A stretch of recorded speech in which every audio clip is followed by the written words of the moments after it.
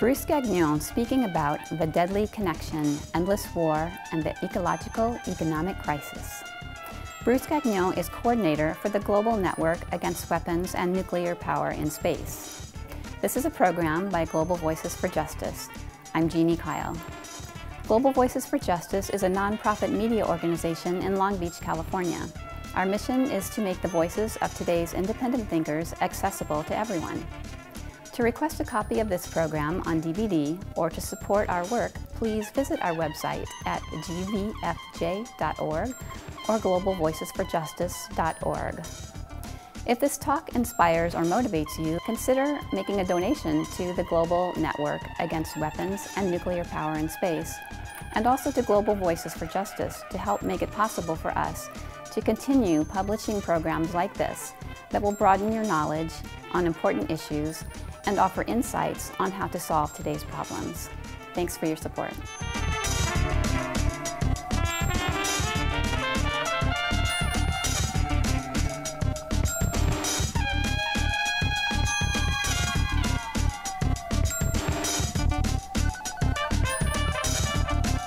Now, just prior to the 2008 election, you all might remember that, right?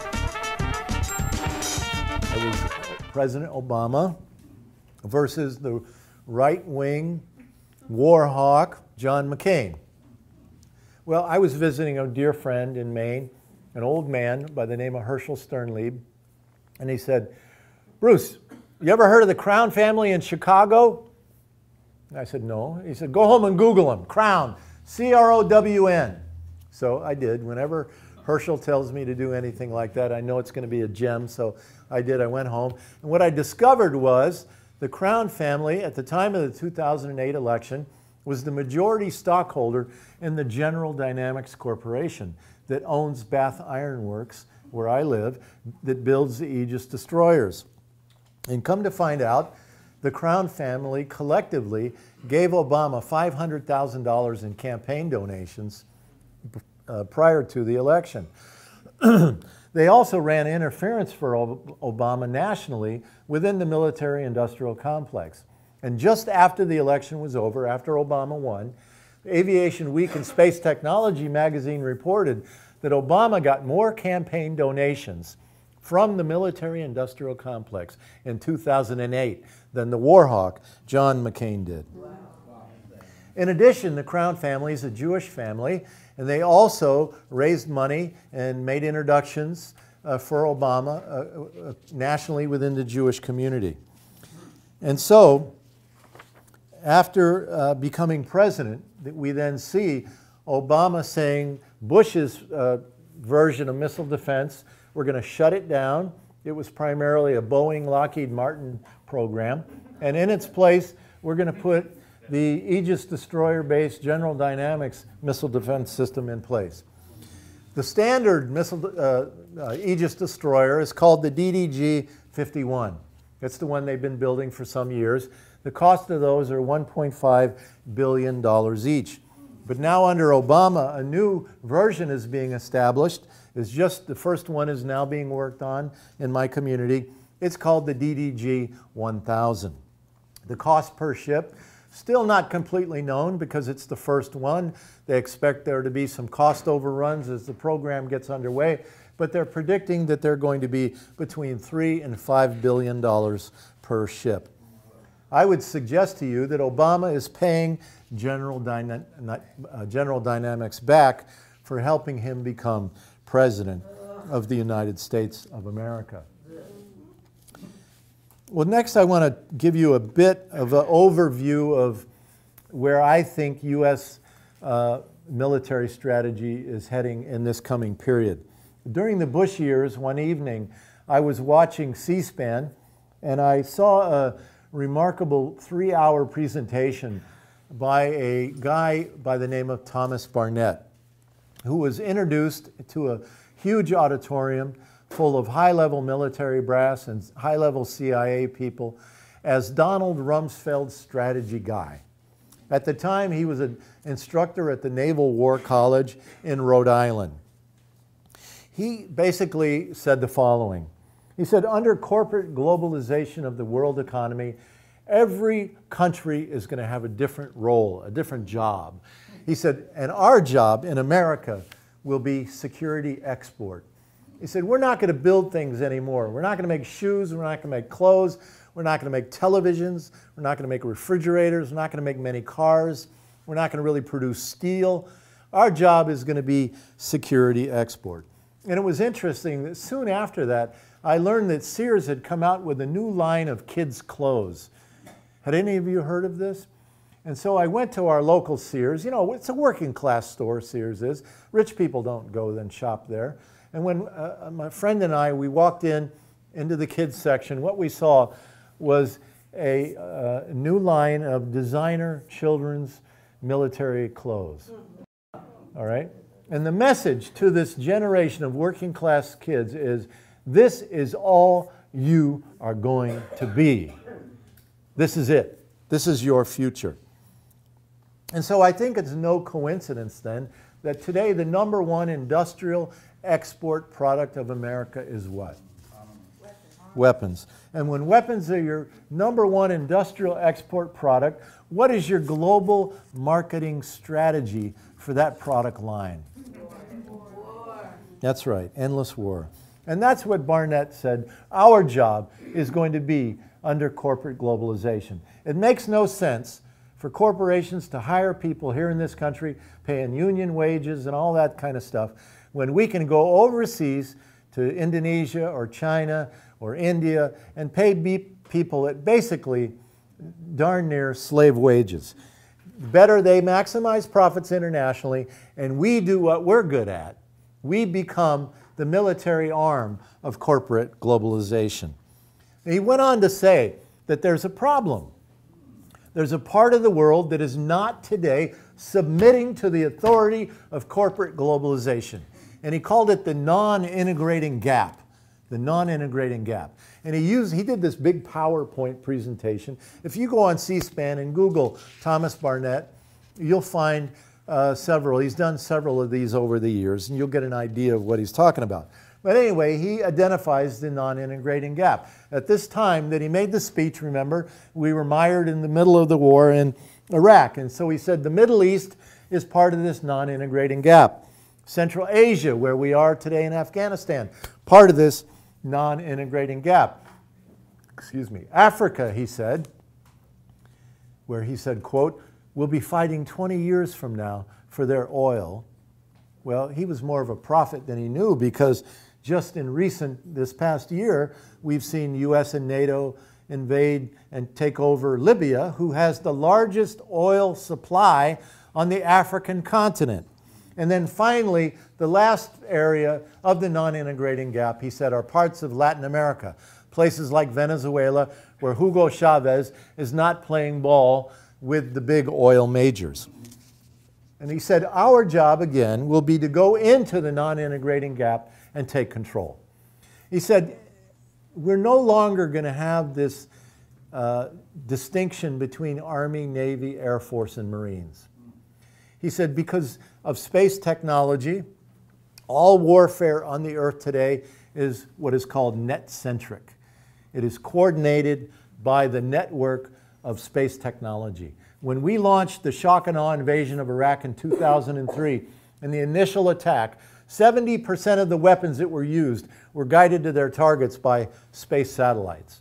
And all over the Earth now, the US has built what are called downlink stations. Greenland, Norway, England, Australia, all over the world, that are communicating with these military satellites as they orbit the Earth, and they send the information back in real time, split-second time, to Buckley Airfield outside of Denver, Colorado. And so all of this whole system now, the entire military, is tied together via space technology. And so it's rubbing out the old distinctions between the various services. Barnett said we're going to have two essential military services in the future. One he called Leviathan, and their job will be to go in, shock and awe, hit them hard, and take over someone. He said this is what we did in 2003 in Iraq. And he said we did a great job. We went in hard, fast, and they couldn't deal with us at all. He said the other service, SysAD he called it, Systems Administration. He said, we're not doing so well with this one. Because after we take them over with shock and awe, he said, we're going to run their country. And he said, these troops will never come home. They will never come home. Systems administration. So we'll put together a puppet government in Afghanistan, but we'll really run the show. But we'll put together a puppet government in Libya, but we'll really run the show, and we will never come home. And in fact, just a couple of years ago, I noticed that Lockheed Martin had got big contracts from the Pentagon to train a whole new generation of systems administration warriors. And he said this, and this is a quote. In fact, I ordered the video from C-SPAN because I said, nobody is ever going to believe me when I tell them this. He said this following: Adolf Hitler never had to ask permission to invade another country, and neither will we. And then he also said that we will really not do international treaties anymore because they will restrict our ability to do preemptive attack anywhere, anytime around the world that we like. Who is the person who said that? This is Thomas Barnett, the speaker at this event. And so basically we have to begin to see the picture that with space technology in place, they now can see everything on the Earth below. They can hear everything on the Earth below by intercepting all phone, fax, email communications, and they can target every place on the Earth below. But there is an Achilles heel. Yay. There is always an Achilles heel. Every person has an Achilles heel. Every politician has an Achilles heel. Every country has an Achilles heel. And every plan for global domination has an Achilles heel. Some years ago, in one of the industry publications called Space News, they had an editorial that said, look, we understand that our plans for space are so vast, so big, that it's going to be the largest industrial project in the history of the planet Earth. We understand that we have to come up with a dedicated funding source. And we're now sending our lobbyists to Washington to secure it. And they said it is the entitlement programs that officially in America today are Social Security, Medicare, Medicaid, and what's left of the welfare program after Bill Clinton got through with it. These are the programs that the military-industrial complex has targeted to defund in order to move the money into endless war. And if you notice, in the last 2 years or so, we're hearing even the Democratic Party talking about, well, we're going to have to increase the retirement age in Social Security. We're going to have to make some cuts in these entitlement programs because they're causing such a massive deficit in the country. We're going to have to scale them back. And so you see that a bipartisan agreement has essentially been made to go after these programs. Even within the Obama administration. This article in the Boston Globe last August, remember when the Super Committee was working and the Super Committee was going to force cuts in the Pentagon budget and everything else? Well, there was a pushback from the military-industrial complex. And in the case of Massachusetts, well, they like Raytheon there. It's headquartered there. And Massachusetts is the 5th largest recipient of Pentagon money of all the 50 states. Guess where California is? Number 2. Virginia is number 1. California is number 2. But in this article, they quote, again, this good liberal Democrat from California, Leon Panetta, Secretary of War today, saying that the announced automatic cuts in the Pentagon was a doomsday mechanism that was going to destroy the Pentagon and destroy the defense of the United States of America. It's absolutely clear to us that military spending has got to the point that local communities are addicted to military dollars, military production, military bases, and the whole works. I want to give you 2 examples. Colorado Springs, where the Air Force Space Command is located, Fort Carson, a huge Army base, and a slew of weapons contractors. 50% of their local economy is now controlled by Pentagon dollars. And in Huntsville, Alabama, what they call the Pentagon of the South, where they have the Army Space Command headquartered, Redstone Arsenal is there, and again a slew of weapons contractors serving this whole apparatus. Nearly 75% of the local economy is dominated by the military-industrial complex. Well, I want to ask this question. How will we ever end America's addiction to war and violence as long as our communities are reliant on military spending for jobs, right? How are we ever going to do that? Well, you know, the peace movement, we're always saying no, right?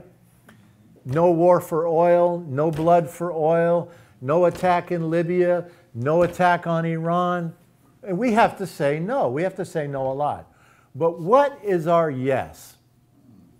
What is our alternative, transformative, unifying vision for the future? Thank you. Who said that? Very good. She did a preemptive attack. A peace industrial complex. There you go. Green jobs. There you go. Keep going. Keep going. What is our unifying vision today? What vision are we putting out there that we can use to unify the peace movement with the environmental movement, with the labor movement, with the social justice movement? What is it? Well, I would submit to you the answer is a four-letter word. J-O-B-S. Jobs. Jobs. And everybody's talking about jobs in America. The politicians are talking about jobs. The people are job scared and job worried. Jobs are moving overseas. Jobs are being exported. And all the politicians are promising, you elect me, I'm going to create jobs. But how in the world are we going to create jobs in America when the so-called job creators, right, the investors, the corporations, are moving their jobs overseas by the millions and the tens of millions and maybe even hundreds of millions, if that's not an exaggeration? Who's going to invest back home in creating jobs when all the money's going offshore? Remember what Thomas Barnett said, that our role in the U.S. under corporate globalization is going to be security export. Now, the native people used to say, put your ear to the railroad tracks and hear the train coming, right? Well, when I put my ear to the railroad tracks, what I hear about is last night at Santa Monica Community College, students protesting against tuition increases got pepper sprayed. What I hear from the railroad tracks is that America's physical infrastructure, the roads, the bridges, the water systems, the sewer systems are falling apart, and they're not being fixed by this country because we've got no money. What I hear when I put my ear to the railroad tracks is that the human infrastructure of America is collapsing. We got growing unemployment, growing poverty, growing foreclosures, growing homelessness, growing numbers of people that need mental health care that are being thrown out onto the streets. This is what we're seeing in America. And that, I believe, only happens when you have a structural plan in place to create a feudal society in your country. Because you have decided that significant portions of the American people are superfluous populations. Because of computerization, robotics, mechanization, and outsourcing, you no longer need all of these people in this country. And what is more dangerous than unemployed, educated people? Because they're potential revolutionaries, because they have high expectations and hopes for the future. They're confident people. Chemtrails are good for that too. Get rid of people. And so what I think is happening is, and this is not only happening in this country, friends, My friends in England and in Canada and in Germany, the so-called first world, right, the first industrial world, are all telling the same story. The corporations are taking us all down several notches into a neo-feudalism, if you will.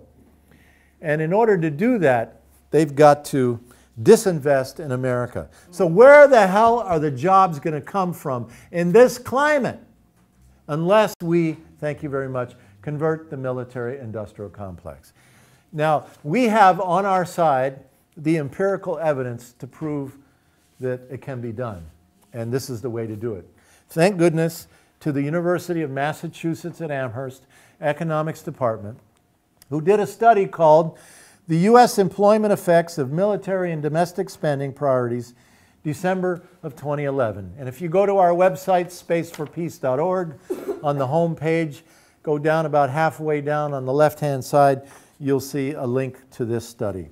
Now they said, yes, we acknowledge if you spend $1 billion on military production in America today, you create 8,600 jobs, indirect and direct. Yes, it's true. Indeed, it is. But they said, you take that same $1 billion, you give tax cuts to the people, you get 10,800 jobs. You put it into clean energy, things like home weatherization. Where I live in Maine, we have the oldest housing stock in America.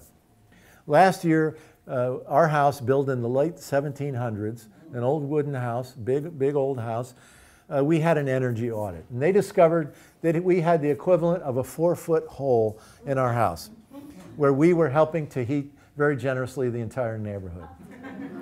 And so we had our house weatherized. But there are all kinds of people, especially in the northern parts of the country, that need home weatherization. And if we were to take $1 billion and to create jobs doing that, we would create 12,000 jobs per $1 billion. If we put it into healthcare, we'd create 12,300 jobs per $1 billion. If we put it into education funding, we would create 19,100 jobs per $1 billion. And finally, if we put it into building a national public transit rail system, we would create 19,675 jobs per $1 billion. Now let me ask you this question. I'd like to see a show of hands, because I'm taking a poll, a survey over the last several years as I talk about this. Everywhere I go, I ask this very question. How many of you would prefer to see, with your tax dollars, them invested in military production, creating 8,600 jobs? Please raise your hand. How many of you would rather see your tax dollars? Oh, oh, okay, all right. You're getting a little ahead of yourself there, aren't you? How many of you would rather see your tax dollars used to create jobs, building a national rail system, creating 19,675 jobs per $1 billion? Please raise your hand. Thank you. You have to ask this question at the White House. Oh, yeah. It would seem to me that by building a national rail system, we would, in a very small way, begin to help alleviate very tiny, in a small way, some of the coming harsh reality of climate change. We could build a solar society in this country, putting a solar water heater on every house and business in America. Imagine the jobs created doing that in this country. Again, lessening the need for us to go to war for fossil fuels, to put in our gas-guzzling cars, or to burn in our oil-burning furnaces in Maine, where I live. What if we were to make a public demand as a movement and take this demand to labor and say, you know, you guys are worried about jobs. If we convert the military-industrial complex, we're going to double and even triple the number of jobs that we have. This will be good for labor. This will be good for the environmental community, who says that they want to end the ravages of climate change. But for some strange, odd reason that I cannot comprehend for the life of me, the Sierra Club will not publicly say anything about the largest polluter on the planet called the military-industrial complex. Why is that? They're paid off. Yeah, they are. My theory is that the environmental community has this belief that they have a good relationship, a special relationship with the Democratic Party. That on Earth Day, the politicians will go and get in the canoes and paddle down the polluted rivers and get their pictures taken, put into the Sierra Club newsletter, and that the environmentalists feel that getting into a relationship with people within the peace movement who are much more controversial because we're taking on this military-industrial complex will have detrimental effect on their relationship with these politicians. But I submit to you that our old way of organizing, what I call the business model, is not working today. When my son, who's 31 today, was just a small boy, I went to pick him up one day in the daycare center, I learned about the business model and how it's taught even to the young children intuitively. All the kids in the daycare center were stashing the toys under their legs. Because even at the earliest age in this country, we learn every person for themselves. Dog eat dog. Hold your cards close to your chest. The business model of organizing. And even in our community groups, we don't necessarily like to get outside of our single focus issue articulation because we're concerned that it might lessen our ability to raise money or to get into the media or to organize volunteers. And so we're very careful about how we share our work with each other within our movements. But I say again that this business model of organizing is leaving us all, has led us all to the point where we're all being defeated. All of us today are being defeated. And that the only hope for us to survive is to create a new model, a new organizing model that says we connect the dots. We show the American people the relationships between these issues. When we talk about military spending, we talk about climate change. When we talk about the military-industrial complex, we talk about the plans for the dissolution of social progress in America. We connect the dots and we show how all these issues are related, and we begin to build a collaborative, cooperative movement in this country that can hopefully begin to build a base of real power. And one that I think the American people are yearning for. And I will say that it is a great delight for me in recent months to see that the Occupy movement has begun this process in an elementary way around America of connecting these dots and bringing people together where we're connecting the issues. Still though, in most cases, with a few noble exceptions, the Occupy movement is still not yet making the major connections into the issues of the military-industrial complex and global empire. They're still not talking about taking that $1 trillion a year budget of the military-industrial complex in America and using that. You know, they say that about 27 states, last I heard it was 27, it might be 1 or 2 more by now, but 27 states in America today are in fiscal crisis. They're in red. I know your state is in that way. Our state in Maine, with our Republican teabag governor, it was a total disaster. We're in bad shape there. And what they're doing in order to solve the fiscal crisis is destroying social progress. They're slashing the hell out of public education. They're slashing social programs. The same thing all over the country in these 27 states. But what I learned last year was that we spend, $10 billion every month in Afghanistan.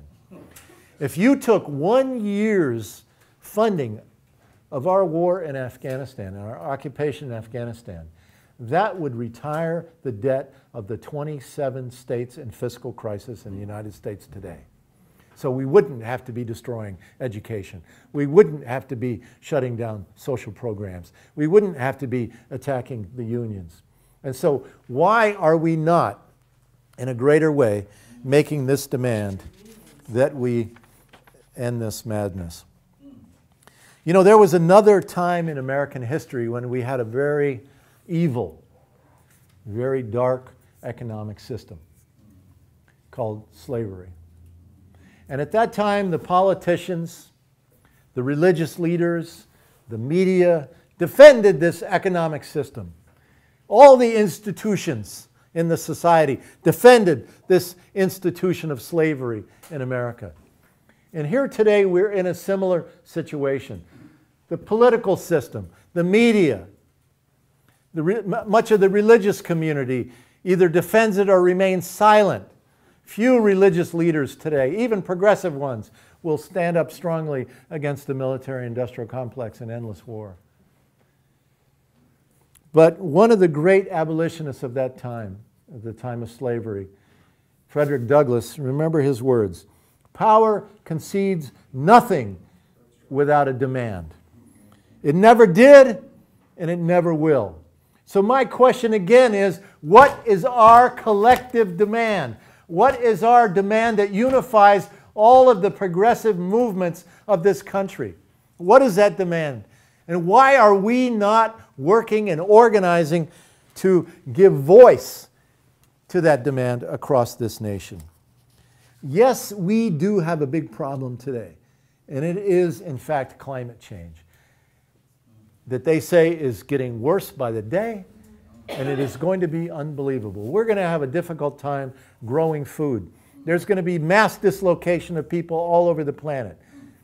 Why are we not, as citizens, demanding that our resources be used, again, in a very small way, to build a solar society, public transportation, wind turbines in Kansas and other places like that, to begin to alleviate this problem that we do have today?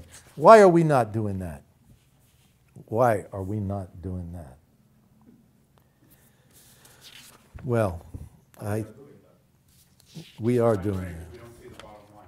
We are doing that in the 99 movement. The problem is that you don't join. Yeah. Let me finish, sir. Let me finish. Let me finish. Let me finish. You don't know what I'm doing, sir. Let me say that. You don't know what I've been doing with the Occupy movement. So your accusation is not accurate, nor is it appropriate. Let me conclude with this. Our Mother Earth today is taken a pounding by the military-industrial complex and its endless wars around this earth. Our Mother Earth is wildly, her body is thrashing about today in toxic shock from this military-industrial complex, this military-industrial oil, energy, fossil fuel complex. And it is destroying the hopes for the future generations. Remember, the Native people told us that we always had to look out and plan ahead for the next 7 generations. I want to just leave you with this question. What is the #1 job of a human being today? What is the most important job of a human being on this planet Earth today? For me, preserve the species. Protect the future. Tell the truth. Thank you very much. Thank you. You.